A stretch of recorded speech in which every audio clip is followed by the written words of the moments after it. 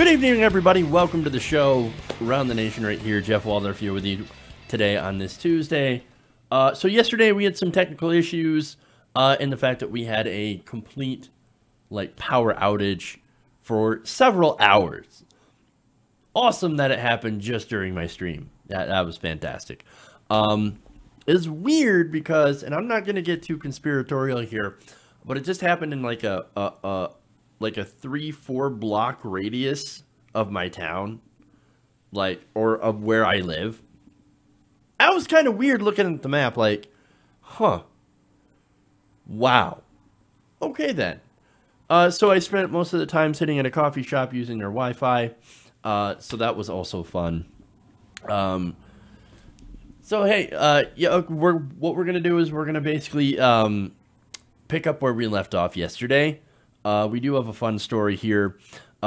We have Kylie Jenner. This would be the first time I've actually done a story on Kylie Jenner, but it's not really quite about Kylie Jenner, to be honest with you. But it's mostly about Forbes, and you'll understand when we get to that story. But we've got the stuff on the wall, of course, the emergency wall. We've got the Stormy Daniels story, Fox News, of course, the Republican tax scam. Ilhan Omar, we're still going to talk about her. So it's going to be another great show. It just was going to be yesterday's show. But that's okay. It's today. We're going to do this. And hopefully we're not going to have any more problems with, a power or anything like that. I'm surprised none of you made the, did you pay your electric bill jokes? Come on. I was expecting that from you guys. Come on. But anyway, so we're going to do that. We're going to have a little fun on the show and talk about some important issues. And first, I actually want to start out with the Kylie Jenner story because this is going to be so much fun. Plus, it's trending. So I think you'll enjoy this. Before I get into the show, though, first, I want to thank the patrons, patreon.com/TYTNation. You allow me to do this show at least when there's power. Actually, to be honest, you help keep the lights on. Because if I didn't get, your support and money for being able to do this, I literally wouldn't be able to keep the lights on. So I want to thank you guys for that, for helping me out and allowing the show to continue. So let's call some of you out by name. I think we left off on Jean Ledestich, George Fraley, Geraldo Peralta, Jevian Dargan. I don't know if I said that right. Go Flux Yourself. That's fun.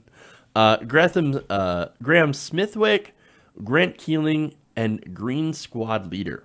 So thank you to those patrons. You can support the show, patreon.com/TYTNation. That's how you do it. Or you can sign up to be a channel member. I gave some shout outs yesterday for that. Just another way to support the show. Hit the join button and you'll be, able to join for $5 a month. So, and that helps out. And obviously you get a shout out on air as well. All right. That said, and I'm really kind of crossing my fingers here that the power does not go out again. But I have a couple of people to shout out for donating to the GoFundMe campaign, which is almost over, by the way. Shane McAndrew asked, did you hear that Mark Hamill has gone to the dark side because he likes Neera Tanden? It is disheartening. I did. I saw the tweet, and I was immediately, saddened. It was like, Mark, don't do it, Mark. Don't do it. Don't follow the dark side. But here's the thing, people look at, or hear the Center for American Progress, and they think, oh, well, they must be progressive. Well, look at that. Well, it turns out, no, Neera Tanden is one of the biggest Bernie Sanders haters on the web. And what's interesting is that, and I know some of you, on Twitter and Facebook have talked about this, Neera Tanden is going to be talking with Cenk Uygur on the Young Turks tonight. I know some of the reaction is, oh, I can't believe Cenk is giving her a platform. Let's be honest. Cenk is not giving her a platform. Cenk is going to lay into her. If you've ever watched the Young Turks, you know that he will bring on people that he doesn't agree with, And he actually will ask some tough questions. And Near Tandon is no exception. In fact, if you guys follow the Twitter, or follow his Twitter, he has done a lot of segments, not segments, sorry. He has been in a Twitter war with Kurt Eichenwald. So, now Kurt Eichenwald, of course, that's a different story for a different time. But something to do with tentacle porn, I don't know what's going on. So, just Google Kurt Eichenwald tentacles, and you'll see what that's all about.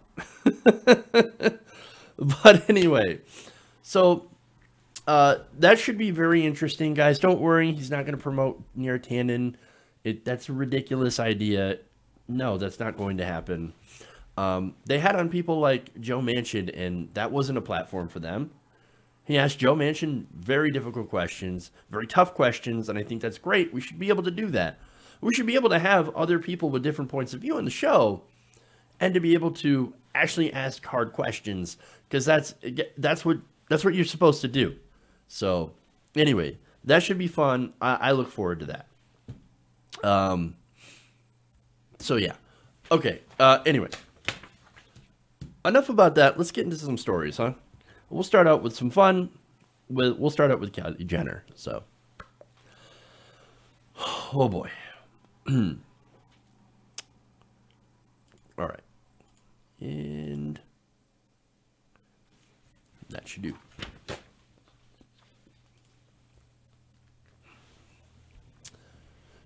So Kylie Jenner is one of the Kardashian kids, or one of the Jenner kids, but made famous for being on the Kardashians show, which is both hilarious and awful.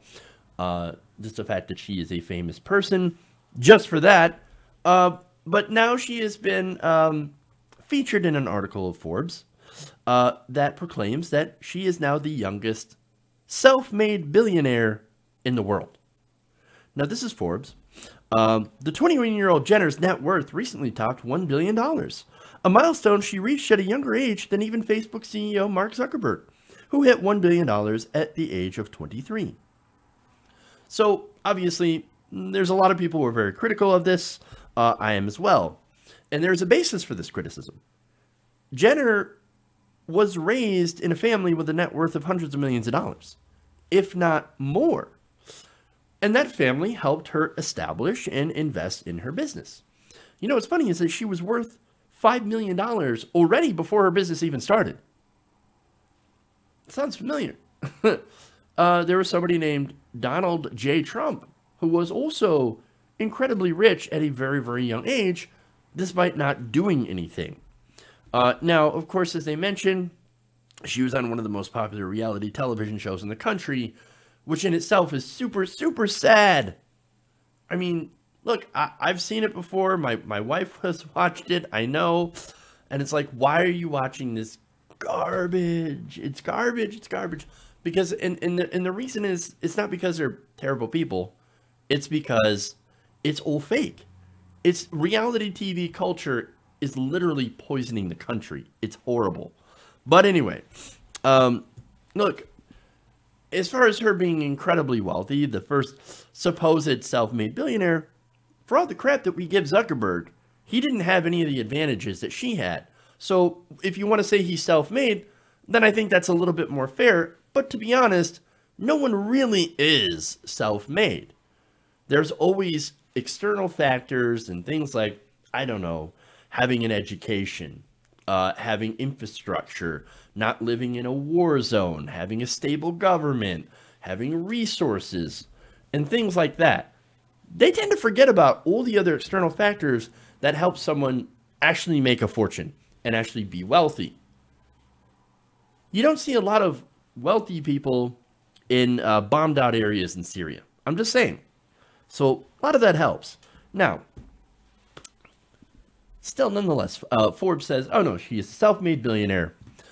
Twitter disagreed, and they immediately jumped in. Alex Griswold says, okay, but Kylie Jenner didn't just have $5 million from her folks. She benefited from the massive boost in name recognition and publicity from being on a hit TV show. A TV show that exists solely because of her famous family. And by the way, the only reason that TV show was around is because there was a sex tape that got famous, that got her famous, and they were able to capitalize on that to become famous in themselves. So, there you go. Jamil says, methinks the newspapers are trying to get her dragged by calling her self-made. That's a fascinating theory. Helene Olin says, only in the United States is it accurate to describe Kylie Jenner as self-made. Callum Markey says, yes, self-made billionaire Kylie Jenner. Can't believe how far she's came from that little council estate in the slums of Carlisle, which I assume is a very ritzy area. John Aravosa says, self-made.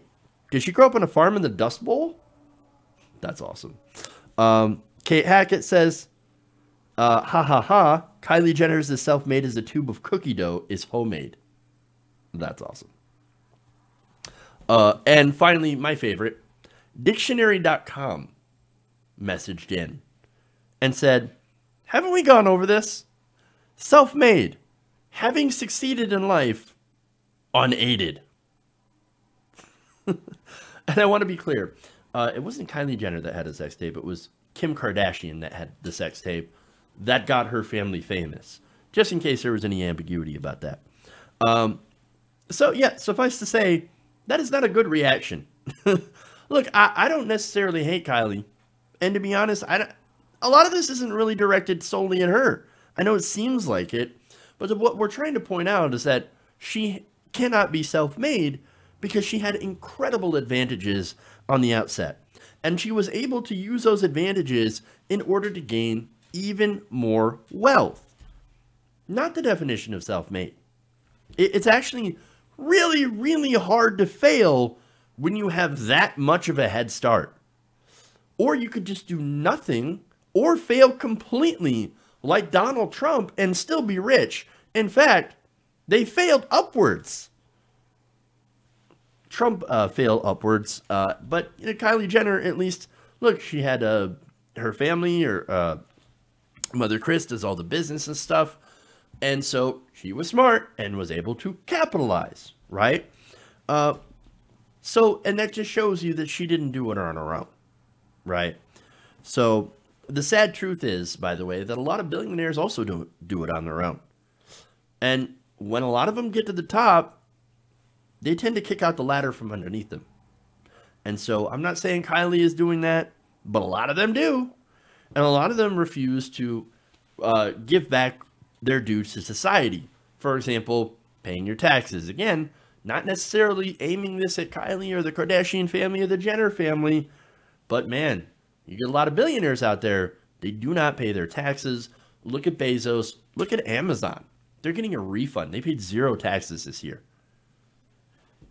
So I think we need to stop venerating billionaires who didn't earn their wealth and start actually respecting workers.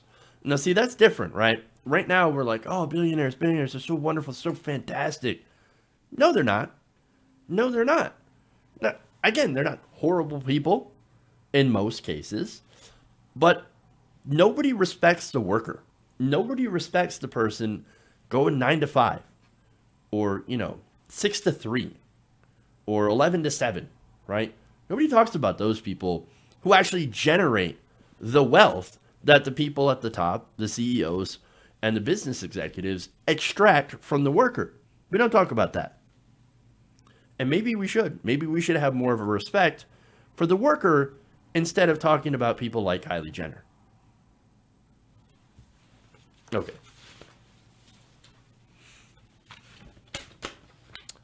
Let's move on.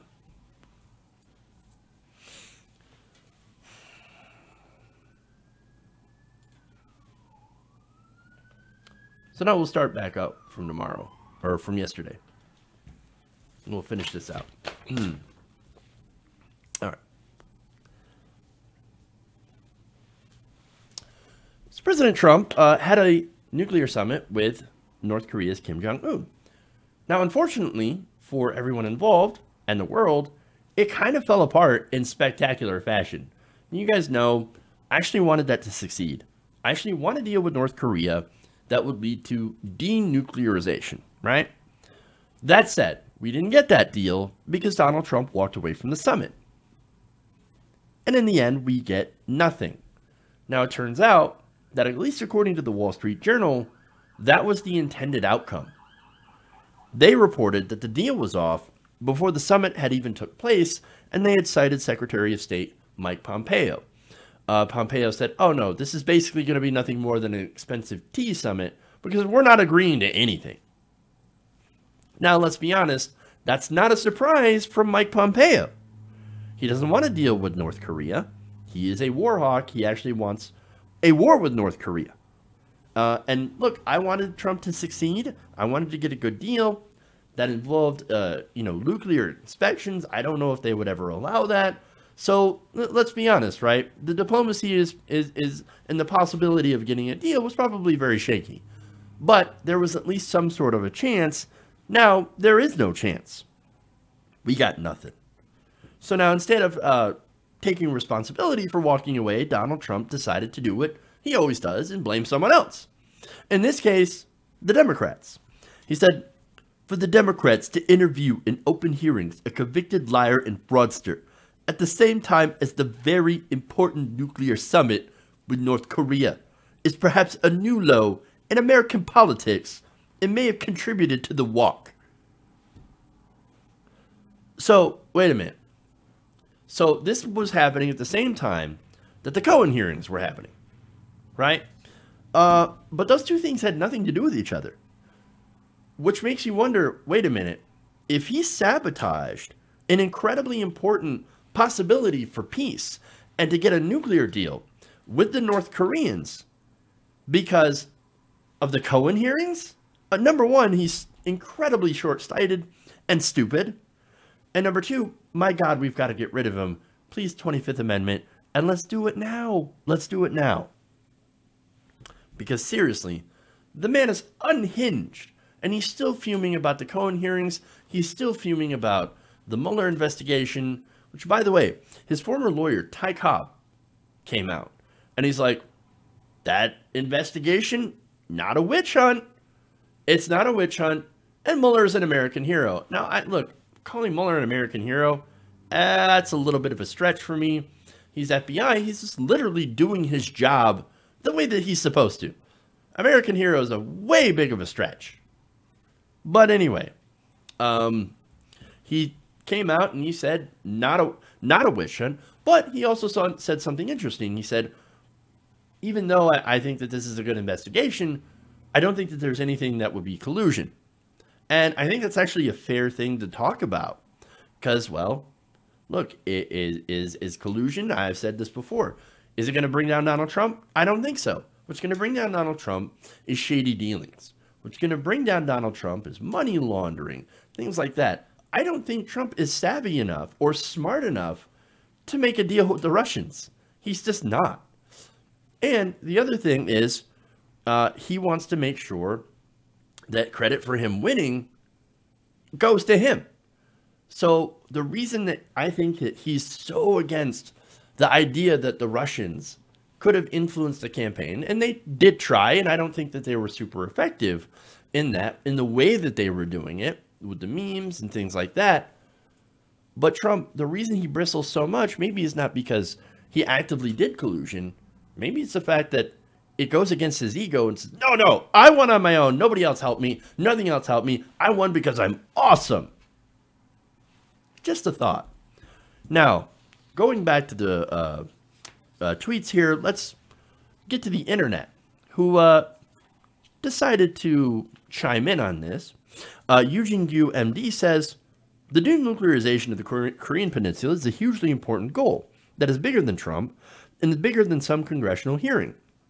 If Trump truly had America's interests in mind, he would have been able to focus on his important task at hand without getting distracted.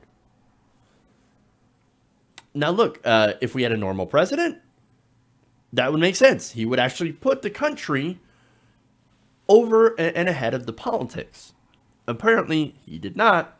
And actually, it's not just the politics, but he actually put the country, his ego ahead of the country. There's more. He also said, real leadership means no matter what's going on in your life, you can focus on helping the American people in the world. Because peace is important, because millions of lives are at stake.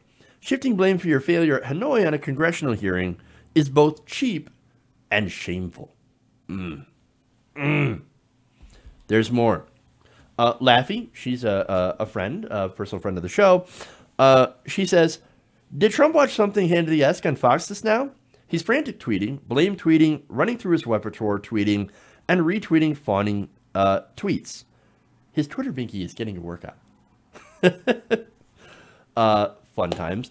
And look, let's be honest, that's just every day. That's like Tuesday when he does all that stuff, to be fair. Jared Hughes says, always blame someone else for your failures. That is the Trump handbook, Trump 101. Nola says, we got it, guy. In your mind, it's always someone else's fault for your failures. Annie Woodward says, those hearings were scheduled before your deflection trip. North Korea will never give up on nukes, and we all told you so. Give it up, Donnie. You're going to jail. Now, look, on that point of North Korea is never going to give up the nukes. I mean, I don't know for certain. I think we need diplomacy, and I think we need to continue to try. But to think that Donald Trump is the guy to get Kim Jong-un to give up the nukes, I don't know, man. I don't think so. It would take somebody who actually wants to not go into a state of war, who wants to not help defense contractors, who, actually wants to do the right thing. And I don't think a lot of the presidents we've had lately were interested in doing the right thing when it comes to North Korea.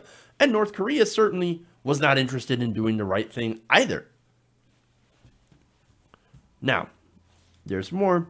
Renegade Cowboy says, do you need some cheese to go with that nonstop wine you provided? Fun. There's plenty of more awesome tweets here.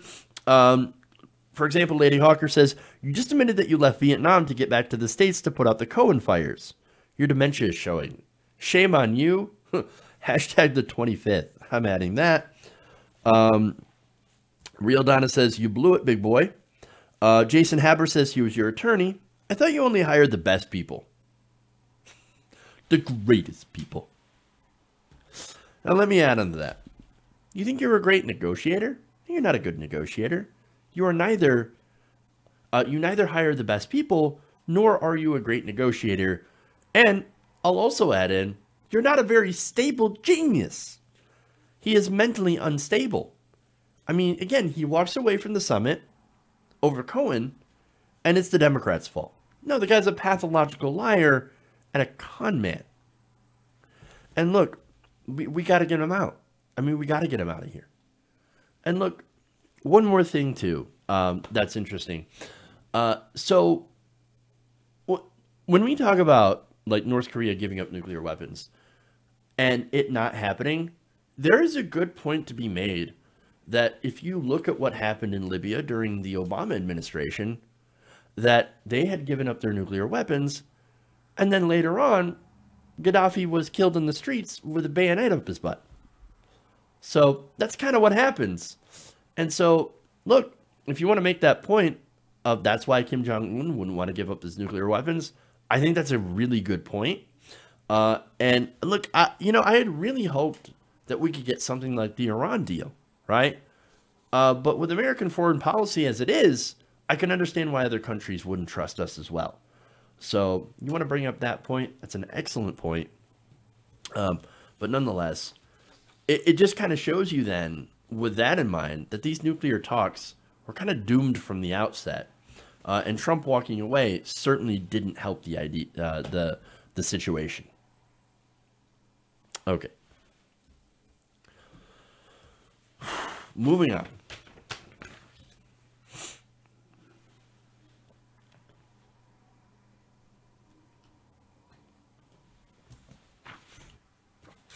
I guess we're doing this one.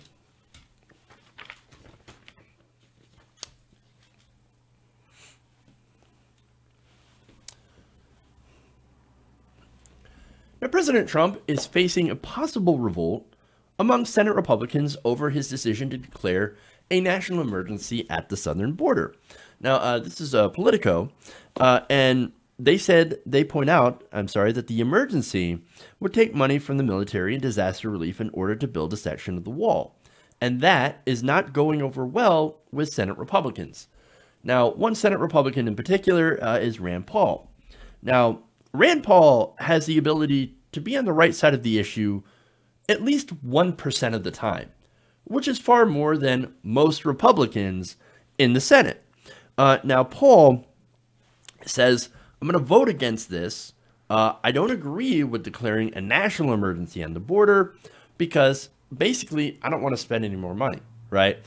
He doesn't want to spend any more money, and he doesn't actually want more power to be invested in the executive branch. So again, that's fair, right? Now, these Republicans blocking that would mean that a resolution that does block that emergency declaration would lead Trump to issue his first veto. Now, that's interesting, right? Now, that is something Republican leadership doesn't want to happen. They don't want to face a veto threat. Now, I'm going to go to some Republicans who are talking to reporters, and this first one is John Kennedy. Now, he's expected to oppose a resolution of disapproval, but he hopes that this makes Trump think about the declaration. I got news for you. I don't think that's going to happen. Donald Trump, once he makes up his mind, he is not going to change his mind. It is made up. Now, he told CNN State of the Union, quote, I do think he's probably rethinking the situation. Obviously, you do not know Trump the way that most people know Trump. But it adds, I don't think the president has the votes on a straight-up vote to sustain his position. Now, if the Senate says, Mr. President, you don't have the authority, as the House did, I expect the president to veto it, and we will be right back to where we are now. Which is basically Donald Trump trying and failing to get part of his wall through Congress.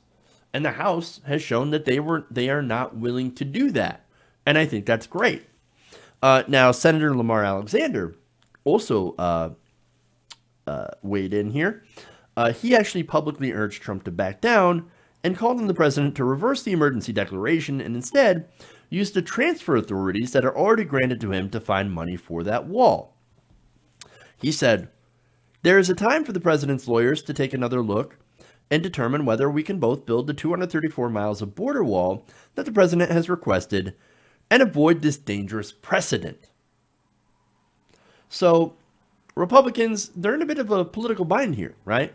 Now, for one, they don't want Trump to veto, right? Because that actually looks bad overall for the Republican Party. But the real issue, and they mention this, is the precedent, right? So if Donald Trump gets the funding for his wall through an emergency declaration, for his, what is a non-emergency emergency?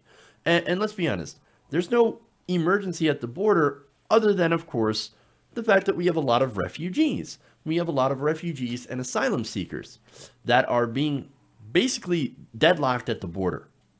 We need more immigration judges, and we need to be able to process these people's claims to determine who should be able to get into the United States and who shouldn't. That is the actual emergency at the border. What is not an emergency is people plowing through to get into the country, MS-13, gang members, and drugs. That is not the emergency because that's not actually happening. But, now, on the emergency thing, though, if he does do this, it sets a dangerous precedent for Republicans. Because what's to stop President Bernie Sanders, for example, from declaring a national emergency to combat gun violence or climate change? Now, look, climate change is a real emergency. Gun violence is a real emergency. But if you do that, Republican heads would explode. And so here they do that. They're wanting to President Trump to back down because they're like, dude, don't give the Democrats ideas. We've got this surging left wing that wants to do all these really, big things. Don't give them the power to be able to do that. Don't give them the precedent. So just stop. But Republicans, basically what they want is they want their cake and they want to eat it too because they want to make sure that they please their base. Alexander said, quote, Trump should find a way to let Republicans who want to support him on border security to be able to do that while also keeping our oath to the Constitution. that hasn't been appropriated by Congress. We may want more money for border security, but Congress didn't authorize it.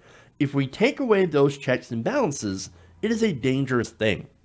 And so Rand Paul is at least consistent on that issue.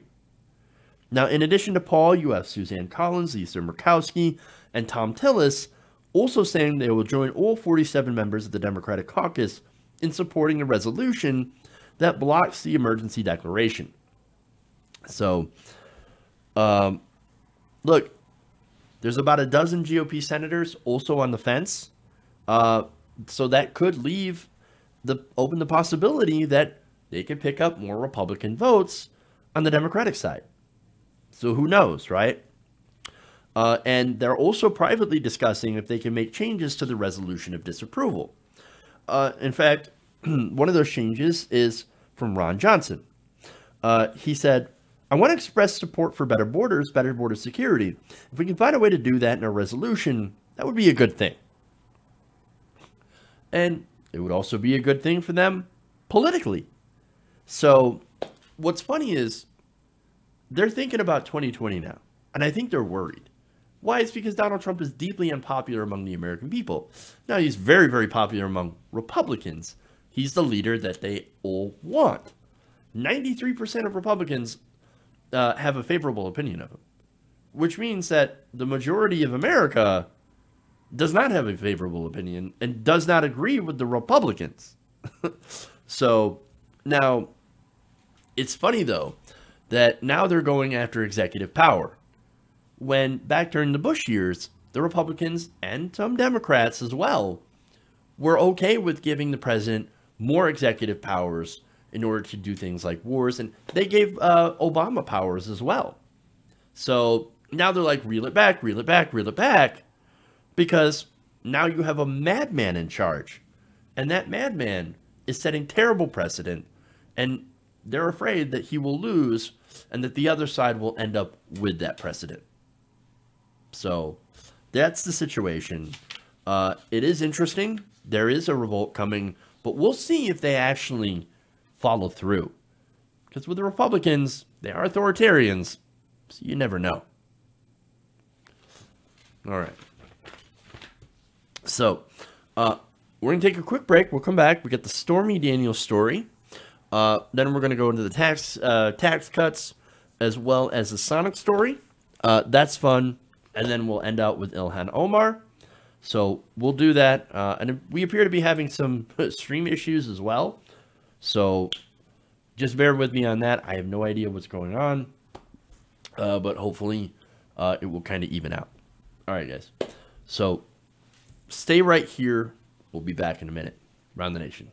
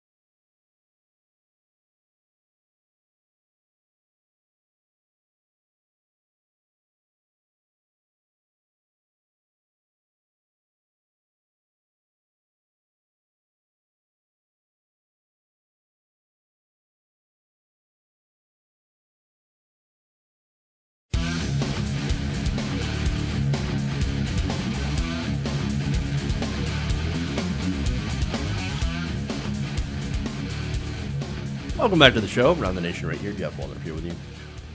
Okay, more stories here. Don't have any super chats.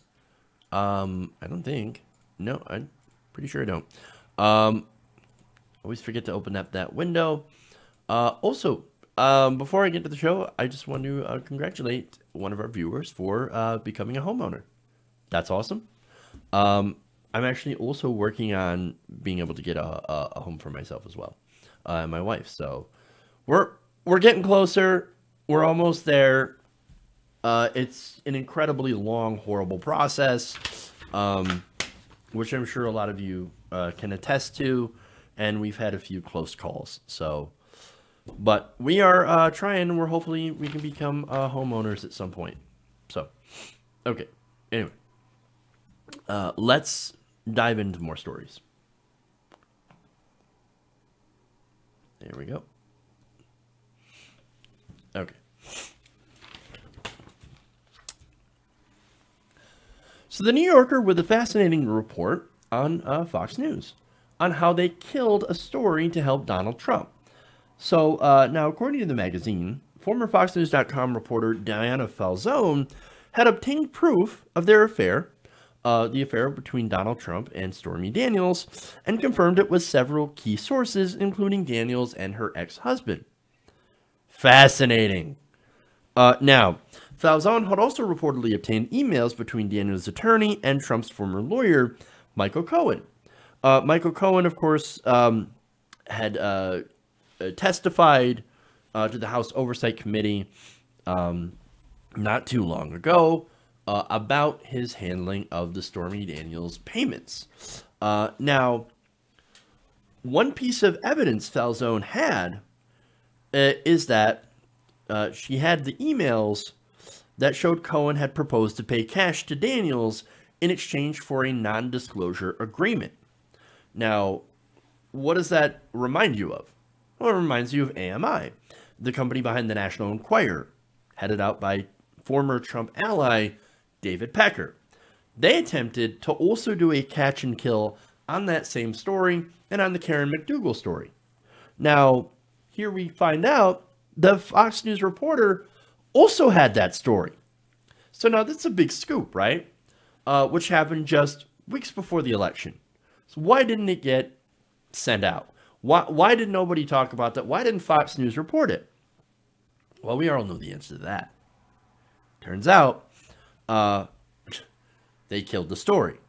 Former Fox News executive Ken LaCourte had apparently allegedly told Falzone, quote, "Good reporting, kiddo, but Rupert wants Donald Trump to win, so just let it go." Now, I love the condescension in that story, by the way. So this is a woman reporter, and he's like, "Good reporting, kiddo, but crush it. Wow. So there it is. Now, right-wingers get outraged when you call Fox News a propaganda arm of the Republican Party. But there's proof. Right there. This guy's like, yeah, we know who Murdoch wants. Murdoch owns Fox. Murdoch wants Donald Trump to win. We have a story that could potentially damage Donald Trump before the election. So we're going to kill it and make sure that Donald Trump wins the election. Put a lid on it, they tell their reporters. I mean, come on, man. Now, according to the magazine, LaCourte denied making that comment to Falzone. However, there is corroborating evidence from one of Falzone's colleagues having heard about the account. Now, Falzone also later sued Fox and reached a settlement that includes, guess what? Non-disclosure agreement. That's weird. Now, that non-disclosure agreement explicitly prevents her from speaking out about the Stormy Daniels story. Gee, I wonder why. You know it's true. You know it to be true. Sorry. I had to. Look, if you didn't believe the Stormy Daniels story, here's another piece of evidence.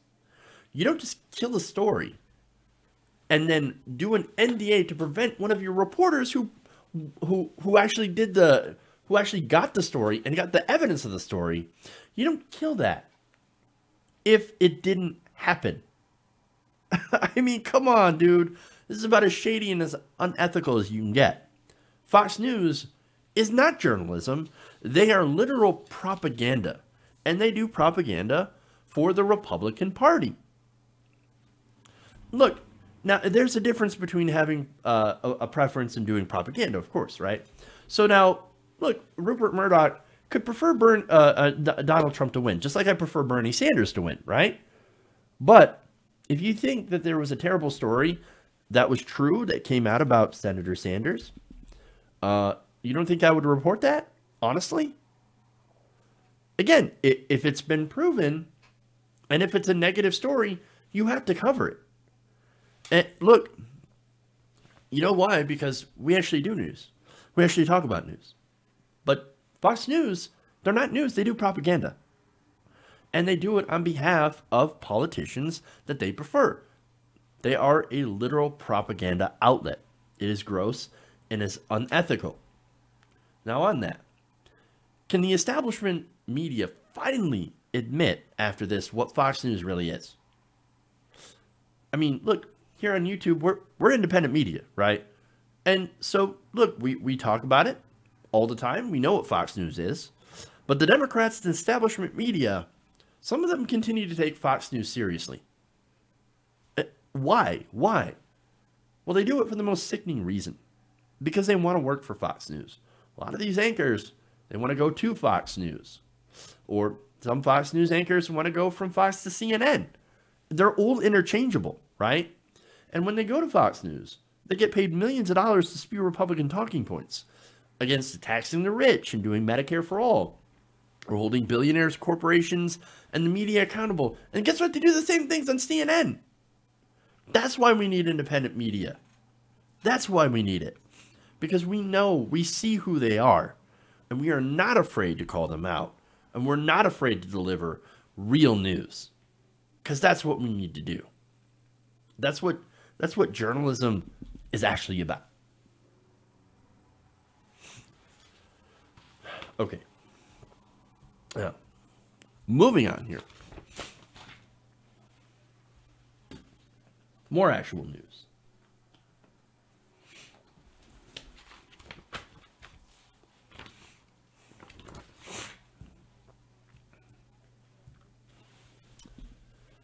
Now, Donald Trump's tax plan has seen better days. And in reality, it's been under... Let me start that again. I don't know where I was going with that. That didn't make sense. So the GOP tax plan that was passed in 2017 by President Trump and the Republican Party is now under assault by even Trump supporters during this tax season. Now, why is that? Well, the reason is that refunds have plummeted under the new law for the middle class, while they continue unabated for the rich. Now, let me give you an example of that. Amazon.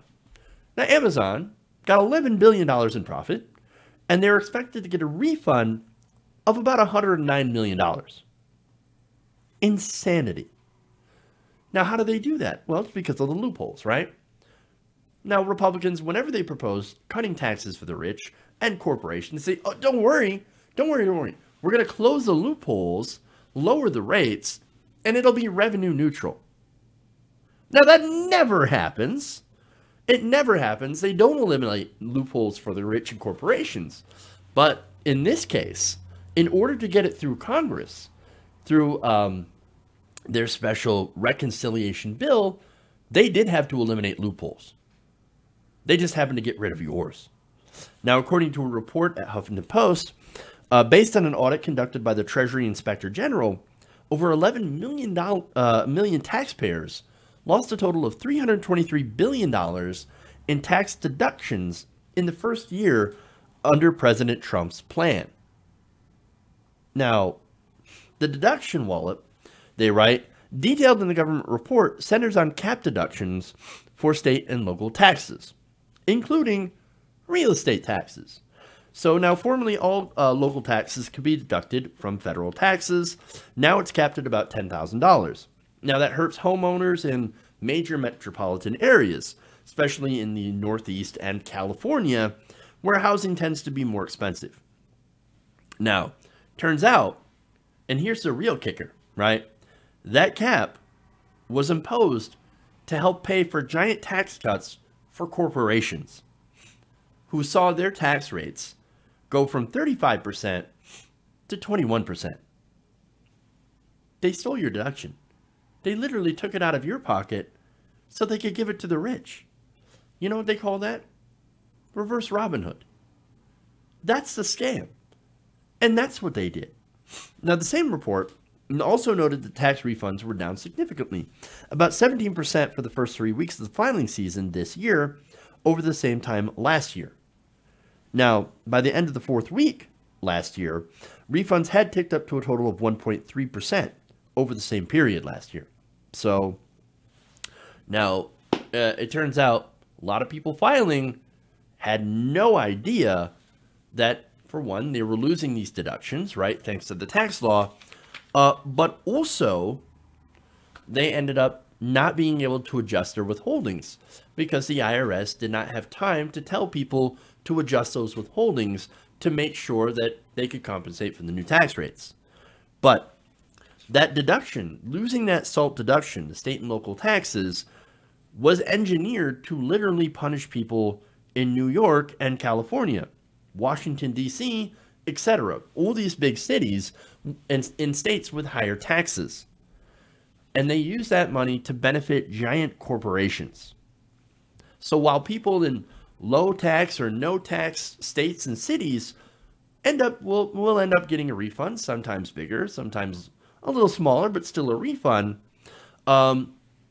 Look, you know, the people in those big cities, they're getting hammered the worst. And so, all said and done, the tax bill was not for you in mind. It was for the rich. It was for corporations. The top 1% will save over $190,000 annually in taxes. And many corporations, including Amazon, will have paid no tax and will likely get a refund. It's so bad that Republican politicians have stopped running on these tax cuts. They're like, man, it turns out this is really, really unpopular because of how it helped the rich. And now in tax time, a lot of people who, yes, don't understand quite how it works are getting mad at us, rightly or wrongly. They're still getting angry. And so, look, I think we need a progressive tax system. I think we need to tax the rich, and I think we need to do it fairly. And I think we need to cut rates for the middle class, of course, and close loopholes for the rich and tax them. But we didn't get that with Donald Trump. We didn't get that with the Republicans. They work entirely for the rich. So remember that when you go to vote. Republicans will say so many things, but in reality, the truth is the Republican Party is nothing more than an organization set up to funnel money to the rich. And sadly, there are people in the Democratic Party that do the same thing. So remember that when you go to choose a primary opponent for Donald Trump and when you vote in the 2020 election. Elections matter. Okay. Moving on. This might be only enough time for this last story.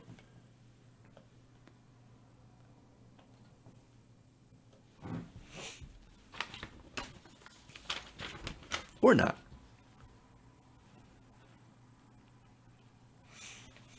All right.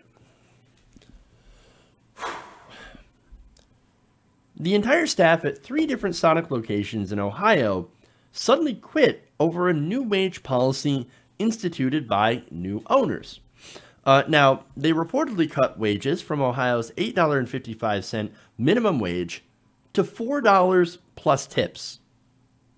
So, for Sonic restaurants in that area, that is a massive pay cut. Now, the workers, of course, were understandably very, very angry, and they left an expletive-laden note. I'm going to read some of it for you. They said, due to terrible management, the whole store has quit. The company has been sold to people that don't give an F about anyone but themselves. We're sorry for the inconvenience, but our team refused to work for a company that treats their employees like crap when they put everything into the store. We have worked too hard for too long. Now we're all off to do better things. Now, can you imagine getting your pay basically cut in half from new owners? And then you're asked to rely on tips to survive. How is that even legal, for one? And that led social media to ask. In fact, you have Board Geek that asked, they cut workers' pay from minimum wage to $4 plus tips, $4 plus tips at a fast food joint. But nobody tips at a fast food joint. Again, this is not like it's a sit-down restaurant. It's Sonic. It's almost like McDonald's. Nobody tips at McDonald's. Nobody tips in those types of restaurants. And besides, tipping also puts the onus on the guests to subsidize the wages, not the company, which should actually be paying those wages. There's more. Holland Harrison says, holy crap, I worked at a Sonic in high school and didn't make any tips at all. Maybe if I was lucky, I got $1 here or there. So stupid. C-Spam2 says, they can actually do that at places that aren't sit-down restaurants? If so, has nobody else tried that before? Is that even legal? And that's a good question. And I think the difference is that Sonic is a drive-in. So it's a drive-in, and they actually carry your food to your car. So, look, is that a prerequisite for them being able to lower the minimum wage to basically the tipped minimum wage? Maybe it is. And maybe that's how they can get away with it. But if that's true, though, it's still very unacceptable. Changing the structure and then encouraging people, now you have to subsidize their wages because we don't feel like paying them anything. We feel like paying them even below the minimum. It's wage slavery. And look, $8.55 was bad enough to begin with, but $4 plus tips at a place where you are not used to tipping? It's insanity. We need a living wage in this country. We need to do better because we can do better. We have to. Okay. All right, let's quick do some story on Ilhan Omar.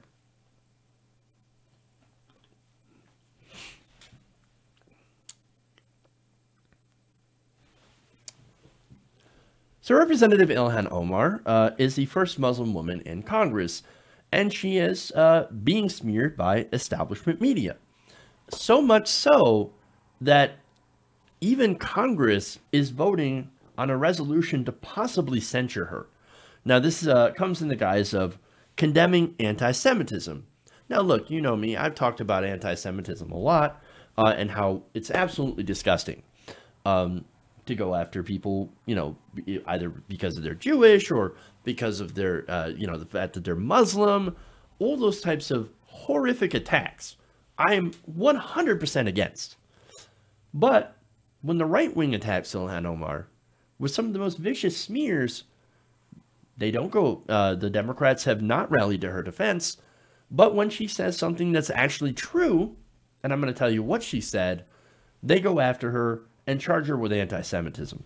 Now, I want to read to you what she said. This is coming from The Hill. Omar has come under fire for saying at a Washington bookstore forum last week that pro-Israel advocates are pushing allegiance to a foreign country.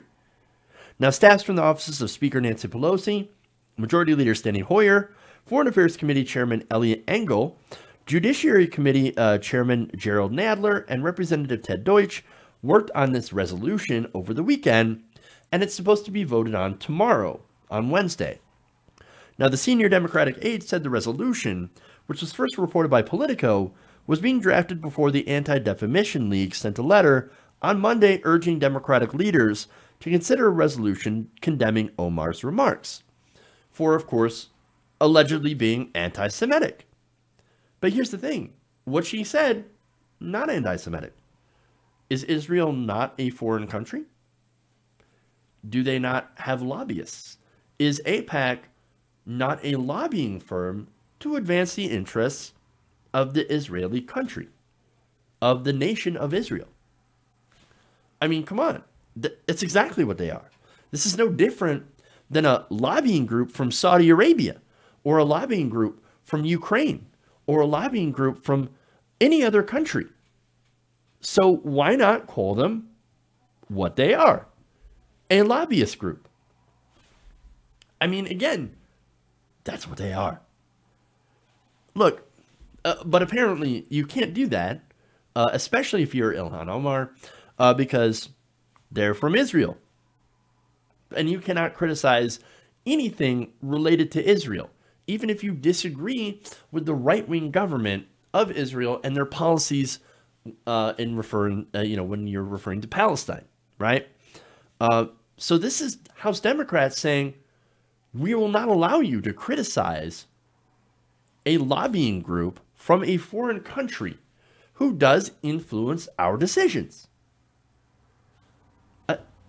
You know why? It's because they take money from those groups. Look, they influence our elections because they, not directly, of course, they can't actually, they don't actually lobby and give money directly, but their members do. So that's very important to point out. And they have given a lot of money to Democrats. Now, that's what Omar is talking about.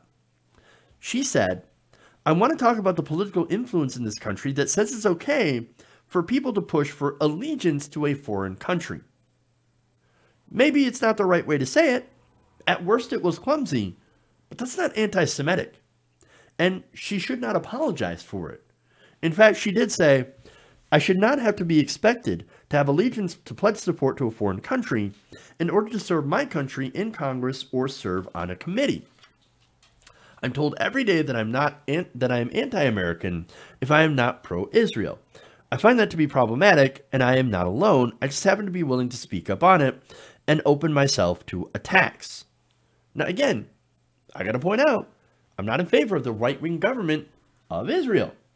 And right now, they have become an apartheid state. So if you are against that, that is perfectly fine.